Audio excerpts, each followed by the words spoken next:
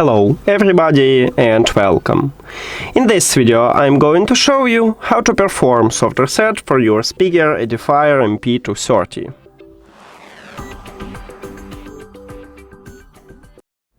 So firstly, we need to turn off this speaker. Right here we have power button. You need to press and hold this button until you will hear a sound. Here we go, and also now we have no LED light here near to the power button, so we turn off it. Now the speaker disconnected from your phone.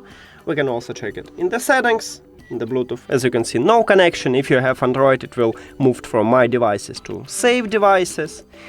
And after we disconnect it, we need to reconnect the speaker with the phone, so turn on it by pressing hold power button until you will hear a sound.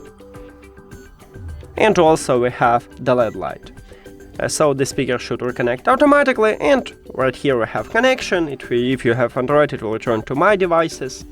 And with this method you can fix a lot of small trouble with your speaker. That's it.